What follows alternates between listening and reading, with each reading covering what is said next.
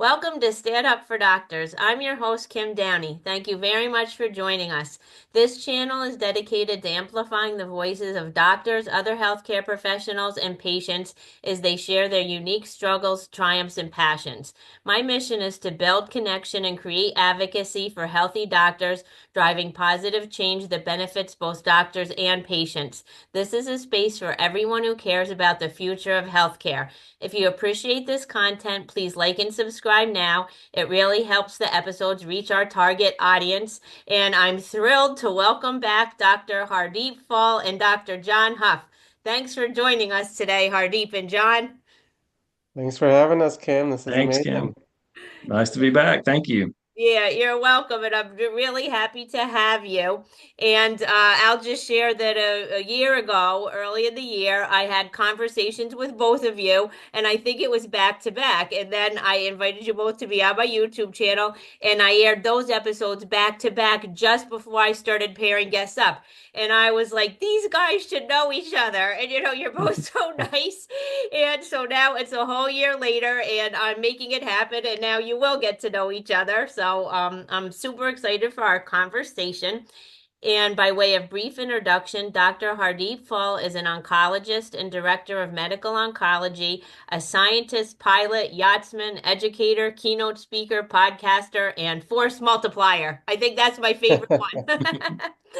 And Wow. John Huff is an internal medicine physician, medical director, and the founder of Lion Oaks Consulting, with over a decade of experience starting and building successful hospitalist programs, and which is fantastic. And today we'll be talking about how you're both physicians and medical directors, Hardeep in oncology and John is a hospitalist. And we know that the culture of medicine has to change, and you're both healthcare leaders with a heart. And I'll have you each speak to the ways that you elevate culture of your teams to improve interactions with both patients and with other team members. So as we get started, I'd like to you share with whatever you want our audience to know about you. Uh, John, would you like to go first? Sure. Well, thanks. Yeah, thanks for the introduction. Uh, Wearing two hats right now. My full-time career for the last 15 years has been as a hospitalist, and for the last 13 years as a medical director, and also have recently ventured out into consulting and advising, just trying to share with other hospitals and other hospitalists some of the lessons we've learned in terms of leadership, culture, and patient experience. So it's fun, and I appreciate the opportunity to be on again. Thank you. Well, you're very welcome, and all of that is so important, and it's just key. And that's why I think in this year I wanted to focus on leadership and trauma and leadership and all those kinds of things. So this is great. Hardeep, what would you most like us to know about you? Sure. I mean, Kim, I think you said it best there. I have a lot of different things I do, hobbies, but as far as my career, I started mostly as a scientist and tried to be a physician scientist, and we'll talk about what I meant by tried to be and how challenging that is. Um, but I've evolved into being a community oncologist and a director of a small program here in the West Coast.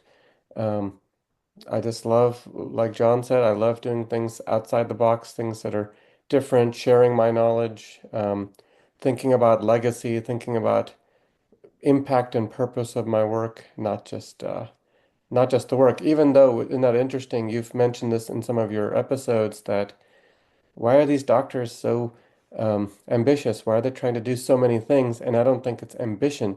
I think we're realizing we have such a powerful voice, and to only practice medicine, even though that, by the way, is outstanding to do. Um, for a lot of us, it just we have so much we want to accomplish, and so we can talk about that and the burdens of that purpose, but also the joys of it. Mhm. Yeah, for sure. So, John, if you would like to respond to anything that Hardeep said and share a little bit about the work that you're doing. Sure. No, I think that's a great point, and I think a lot of I've talked about this before. A lot of leadership, I think, is born out of seeing a need for things to be done and things to be improved.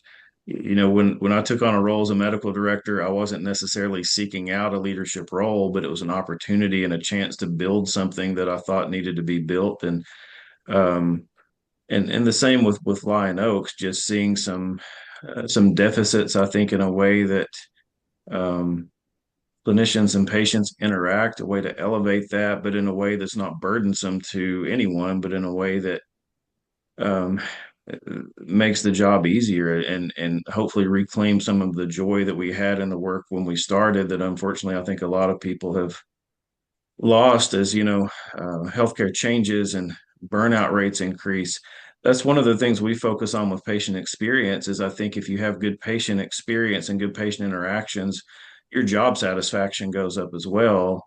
If you have, I say, if you have more positive interactions than negative interactions, you have a better day. And so we do recognize that good people are leaving the field.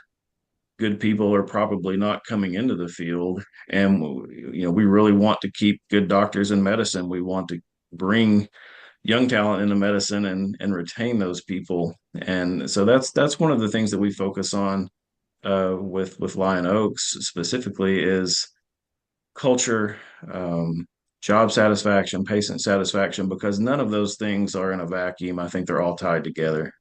Go ahead, Hardeep. Absolutely to all of that.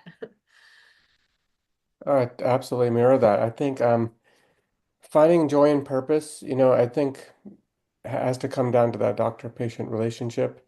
I think, as John said, that's continuously blurred and blurred, and more of us physicians are spending more time doing things that are not patient-centric to satisfy someone who's made an arbitrary rule. John will know this, but documentation is a really important example of this. We spend so much time charting, and I'm not saying that's not important. Charting is great. In fact, it's evidence-based. It creates a record. It creates thought and discussion and analysis. However, the way in which we do it and the arbitrary things we sometimes write to satisfy insurances and billers, I, do we really need that? And the narratives now are you do need that, but here's a scribe or here's some AI to help you do it. When maybe the real question should be, let's simplify that to make it such that the doctor-patient connection is amplified and you still write some meaningful, data from your meeting of what you had and to summarize it, but you don't need to put all this extra labor into it that's arbitrary. You know, that's a real narrative that should happen rather than, oh, let's have these burned out doctors with scribes and AI. As you know, Kim, I talk about burnout in a different way. I talk about it as moral injury because burnout puts it on me and John. It's our fault. We can't handle the workload. We need help. We need an assistant. Um, Moral injury is, well, the system is designed to take away that joy and purpose, and you have to fix those system errors or create purpose in other ways. Um, so it's a different type of ascribing the faults, so to speak, not on the person, not gaslighting the person trying to help. Mm-hmm. Right. And just some of the things that you're both saying, as far as like finding joy, physicians reclaiming joy and purpose, and that it's all about the physician-patient relationship. That's what Medicine Forward is about, restoring physician-patient relationship. And then, myself, as I say, my mission is to, build, create connection and create advocacy for healthy doctors. And that includes the physician-patient relationship 100%. Hmm. And also, as far as the charting, I was working as a physical therapist when the EMR was introduced, and I feel like we need doctors involved in designing it to make it easier and simpler, the charting, instead of just to satisfy the insurance requirements. So I think that some of the problem is that doctors aren't actively involved, and there is so much extra in there that doesn't need to be. So I've lived that too. I was wondering if you each wish to speak, and John, you could go first, as to how you build bridges, because some of this is we can't play the blame game, right? And doctors might have not too positive feelings about the C-suite, and then the C-suite might not have too positive feelings about physicians. So, in what ways are you building bridges as you work with the healthcare systems? Yeah, I've actually been really fortunate to have good relationships with, I think, a lot of different departments in my career at various places. But I think for me, the point is you have to recognize the pressures that each person and each department is feeling. As a physician, I can't dismiss the pressures that an executive is feeling to keep the lights on and to keep, making sure that we have the resources we need. And, the same goes for all of the departments. So I think first of all, you have to recognize that each person has a job to do. And we really need to step back and recognize that we all have or should have the same goal, and that's to take care of the patient. And we all have our role to play in that. As a doctor, my role is clinical, is making the clinical decisions. And, nurses have their roles, pharmacists have their roles, the executives, the CFOs, they all have their roles. But I think as long as we recognize that we're working together to provide care, that's the first step. So I think just acknowledging that, recognizing that just because someone has a different job than you doesn't mean we're not working toward the same thing. Um, so to me, that's really the key is just understanding each person's perspective, and it really should never be contentious if you recognize that, if that makes sense. Yeah, no, I love the way you say that, valuing team members in their roles and everyone, including the custodians, right? Like Yeah, when I've been in the hospital or my mom has been and they come in the room, I thank them as much as I thank the nurses aide and anybody else. And when you think back during COVID, who had some of the hardest, scariest jobs, right? yeah, And who thanks them, right? So it's like hmm, every team member, because if they weren't cleaning or even the operating rooms in between patients, oh, right? sure, Like more patients would be dead, literally, sure. right? So that everyone's role is very important and to value that. Thanks. Hardeep, what would you like to add? I would agree with what John said. I think I truly feel in deep down, no one is truly evil or trying to be that way. Um, there's always a person behind an action, but sometimes it's a person who has to do a job behind any action. And he said it best that someone has to keep the lights on, someone has to make difficult decisions and make cuts, um, or change the strategy of an organization. Um, there's pressure in that. The best leaders I've met have that strong leadership to have authority to do such things, but also have empathy and show their employees that they're doing this for them, and this is the reason why. And it's an act that's on behalf of everyone, but it's a difficult one, and we must all, gather together to support each other. Um, it's hard to do that as a leader, to garner support and make unpopular decisions. And again, to realize the only unpopularity of decisions is because we bring finances into it. Um, so again, even a leader has to contend with the fact that they have to compete with other hospital systems. In a perfect world, every system would be exactly the same. Um, every insurance contract, every cost of healthcare, as you can see, and that's a whole different topic. As you can see, that is not the case. You can go to two different ERs and pay vastly different prices and have different insurance contracting.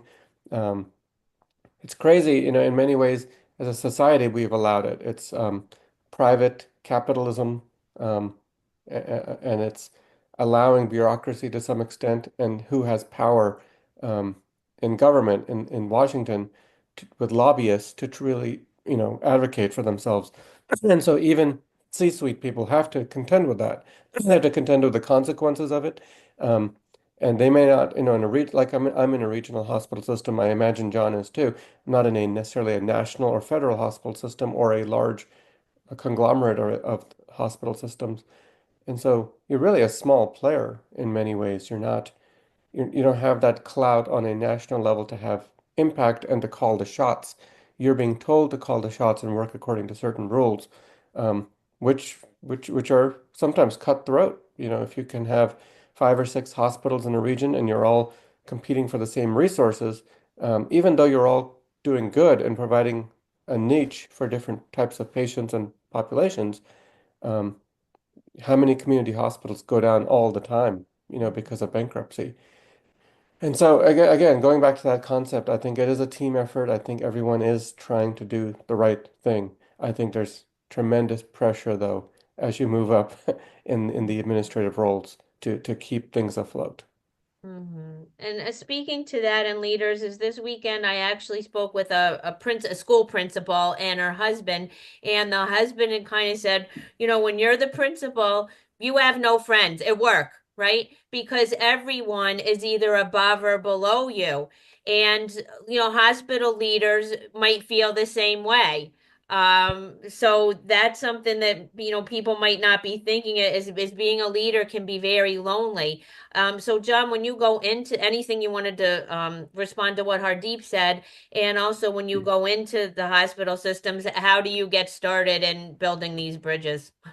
Yeah, no, I agree, and all very good points. And the culture I think sets the tone for so much, and that starts at the top. I feel like, and so when we, our approach to approaching a client is that you have to have buy-in from everyone. And so, I think if you come in with an initiative that comes from a consultant or an administrator that doesn't take into account the reality of the job of the people that are taking care of the patients, then it falls flat. So, I think just buy-in, input, to me has always been important. When I've asked for things, for myself, for my role, for my team, I always appreciated when you know, my leaders would at least hear me out, you know, and I've been told no, and that's okay.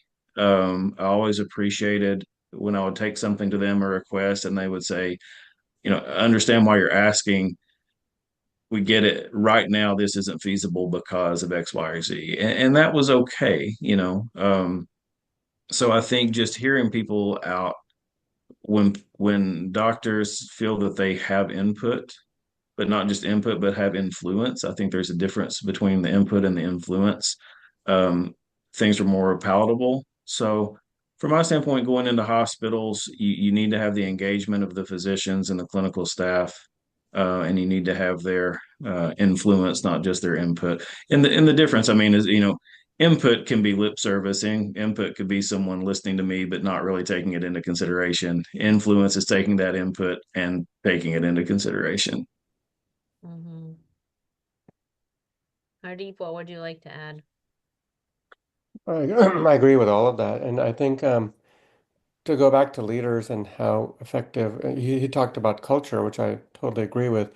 The best leaders I've also found lead from behind, not from front. They're advocate for their employees. It's not a top-down approach, a bottom-up approach. It's empowering everyone to work at their full scope of their license, um, but also to have joy in their work. So you really set the tone. And even though I'm not like the chief executive, I also have a leadership position, and I remember that responsibility that I must have. How you wear your emotions, um, what you say, how you talk about yourself and your family, your culture, what you're doing with your life, it wears off on others. In a way, you're always a chronic mentor to others, and you're a mentee. You're always learning from people ahead of you or above you, or who went before you. And so you have to embrace that, like you said, the principal always has someone as a boss, always someone as an employee. You're not popular. I've never felt that way per se in medicine. Like, okay, I'm never going to be popular. There's always someone breathing down my neck and someone who doesn't like my decisions. But I think it's a responsibility, and I think we all take that very seriously. But sometimes it's just easy being human, to forget that something we say or do, other people look at that as examples, and we do have power, even if we're not the chief executive. We have power, especially collectively, when we get together as physicians with other physician leaders. Tremendous power. Mm-hmm. Yeah, I love that. And I've heard physicians say or healthcare leaders say, when a physician goes into a leadership role or works his way up even to like president or CEO of a hospital, that they've gone to the dark side, right? When they become executives. And I think that you're right as far as, and everyone has to work, like collectively together. I'm wondering, John, what you think of that, like if because some leaders aren't seen in a positive light, and some doctors might say, well, they forgot where they came from and that they don't understand. Is there anything like doctors could do to try to, build those bridges and foster those relationships? I think so much of it comes down to just transparency and communication and openness. I certainly don't view it as going to the dark side, although I have heard that said before. Um, for me as a hospital's medical director, I mean, I'm still clinical, and I think to me personally that's important because number one, I still love to take care of patients, but number two, I do find that I have a better, finger on the pulse of what's going on in the hospital and with the group. Um, so I think just that um, having intentional and open communication is very important in terms of those bridges. Um, we should see each other. Doctors and administrators should have FaceTime. We should be communicating regularly. And I think those are the places that are more successful for a few reasons. Number one, if things are starting to develop in the wrong direction, those things can be addressed and hopefully remedied before they become major issues, you know. And number two, I think just understanding each person's and each group's perspective. It's helpful for me to know what the organization is doing as a whole, even things that don't necessarily relate to me directly. Just what's going on? What are our system goals? What are organizational goals? And so I think that needs to be, as I said, intentional. You need to set time aside to do that. Otherwise, everyone is so busy, it won't happen until it has to happen. So to me, that's probably the most important thing in terms of building and maintaining these bridges and connections is just this open, transparent, and I think the key is intentional communication. You're so right. And I recently was able to speak with a hospital executive, the president of a hospital, and that FaceTime is so important. And he walks the halls. He's like, I could sit here at my desk, for more than 24 hours a day, but it's important to get the pulse on the people in the trenches. And Mhm. he'll don scrubs and even do a middle of the night shift and find out from Well, the people in the OR, what are their pain points, what do they need, and all of those things. So I love what you said, Hardeep. I think that's very, very good what he said. I think also I'll say this that it's so easy to label. You talked originally about physician leaders and when they go to the dark side. I mean, that's a very rudimentary kind of judgment. I think people who choose that approach often take a huge hit in salary. They often lose clinical revenue. They lose also that passion for which they went into medicine, which is patient care. In many ways, they're taking a leap of faith, using their skills to advocate for doctors in the highest way, in a very difficult way. And so I consider that a non-selfish act and one in which is very challenging to do. Um, I do now, some people do choose leadership positions and other positions because they're burnt out in clinical medicine. And that is sad. That's the state of affairs that all of us are looking for other things to do or to amplify our talents, even side gigs, doing things moonlighting wise that are not always clinical, that are consulting. And I celebrate that because physicians have so much talent. Um, but going back to leaders and going to the dark side, I really don't think that's going to the dark side. In fact, I would say some of the best run physician organizations or best run hospital and healthcare organizations are physician run or have physicians at that top level in some capacity. I truly believe those reflect the needs of doctors and patients the best. Yeah, absolutely. I agree with you 100%. John, what would you like to add? No, I agree. And I think it goes back to what we were talking about earlier in terms of, is it ambition or is it seeing a need for something? And I think a lot of the best physician leaders, I think that's a great point, Hardeep, in terms of it is a bit of a leap of faith to get out of someone's comfort zone, to leave the security possibly of a stable clinical job. But I do think a lot of physician leaders take on that role because it needs to be done, and they are advocating for others that they work with, and that they'll, hopefully will follow them later. So I think that's a great point, and it is a sacrifice, I think, to be a physician leader in a lot of ways. I think that's a good point. Hmm. So maybe we'll title this episode Celebrating Physician Leaders. And thank you both. I appreciate, what you're doing. And Hardeep, you did say you wanted to mention something about physician scientists that you were. Oh yeah. It's interesting that I did 3 years of research before I got into med school. Part of it was a job to strengthen my application, but part of it is I loved science, and it just happened. In my senior year of college, I went abroad and did a research fellowship in Poland, which was fully funded by the NIH and my university. Um, but it put me back on applications, so I couldn't apply to med school on time. But what a wonderful experience. I'm so happy I did that. In fact, my university recently invited me back last month to give a keynote address to all of those undergrad researchers at the University of Arizona.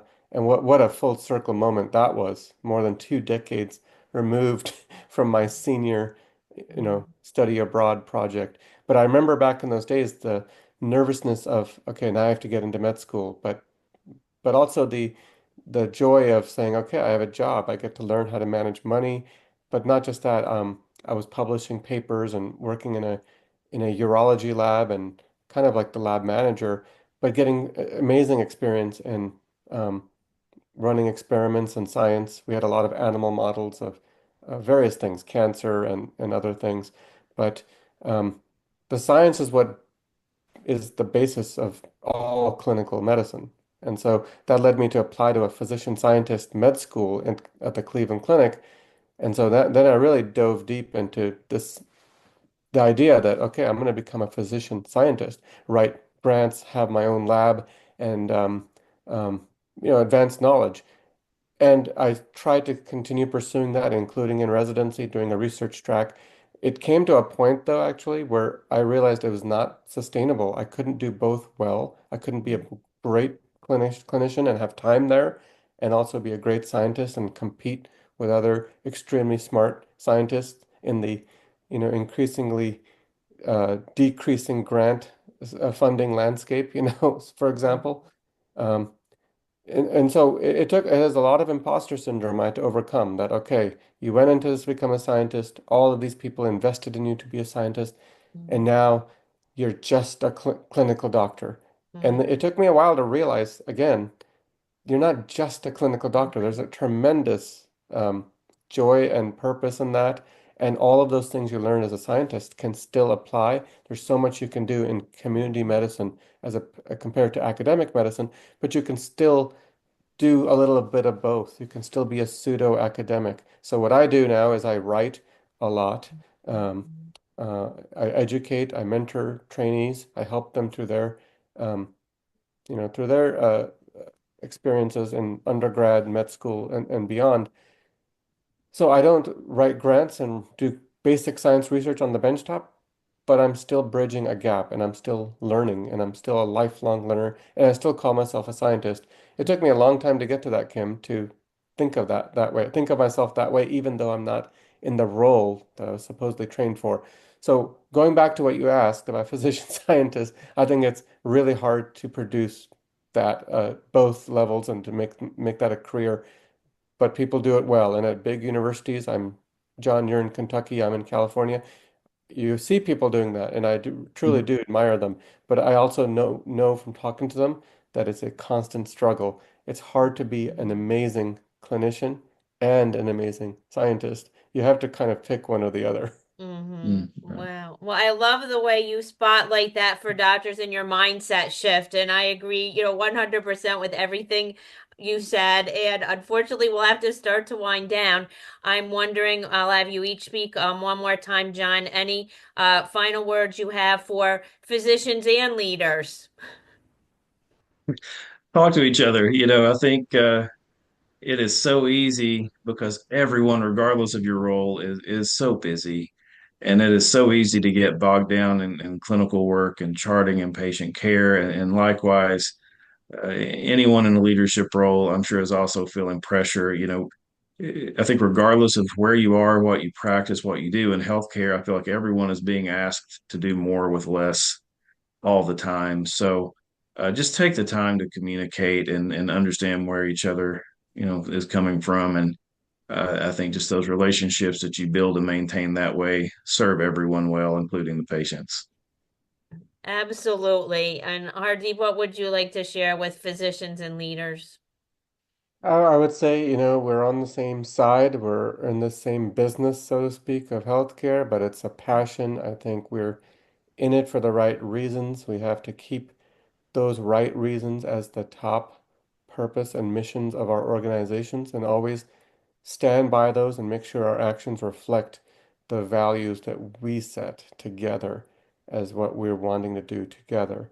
I think if you have organizations that do that and involve all of the main players in major decisions and empower others, you end up having a very good work culture and a health system that reflects the best needs of your client, which is the patient. Right, for sure. And I love that we did bring the patient into this conversation. And I just shared my 100th episode the other day with Dr. Kevin Poe came on. He was my guest. And he said, what you both were saying too is that the doctors and patients want the same thing, the best care for patients. And healthcare leaders, right? If you don't have patients, you don't have a business, but there's always going to be patients, right? But you want the patients to be satisfied. So everyone, you're exactly right. We're on the same team, and that's what everyone wants is the best care for patients. So if we can all just remember that, that's fantastic. If I could ask you each one more quick question, surprise question, what brings you joy? Because you're both like you both fill my whole heart, and you have great smiles, and you seem to be doing pretty well. So, John, what brings you joy? Honestly, just working with the people that I work with, my family, just it's for me, it's people. I love to have a good time at work. I say we take our job seriously. We don't take ourselves too seriously. And so to me, getting through a work day with people I enjoy working with, and then obviously I have a wonderful family at home, my wife and my two sons that obviously are everything. So to me, that's it. Just finding the purpose, finding the joy, having a good time, even in hard times, is the key. Yeah, thanks. And how about you, Hardy? What brings you joy? As I just waking up every day and having a purpose and a purpose where I'm always chipping away at something that I may never solve or fix, but having that drive, knowing that I don't ever want to leave medicine or retire. I've always been able to reinvent myself and to have that ability and privilege of a profession that gives me so much. And on top of that, the ability to develop hobbies, and I've adapted those over time. And my family is actually what growing my family throughout my training is what brought me the most joy, but also the most um, reinvention and reflection on what was important. And at one point realizing, going back even to that physician scientist discussion I had, that I had to commit to something on behalf of my family for their well-being, realizing it's not just about myself. So that took a long time too, but it brings me tremendous joy to wake up every morning and see my two daughters and wife and help them through their own struggles and growth. Hmm. Well, thank you all. I wish we could all work together, but maybe in some way we will. Maybe we'll have to collaborate in some way. So thanks again for being my guest. I loved our conversation and I can't wait to share it. And I appreciate you both so much. Thank you, Kim. Thanks, Been a Kim. pleasure. Real privilege. Thanks so much for having us. You're welcome. In closing, to move the needle in healthcare, we all need to raise our voices and we all need to care about each other. We already know that doctors need to care about patients, patients need to care about doctors too. So stand up, doctors, and let's stand up for doctors.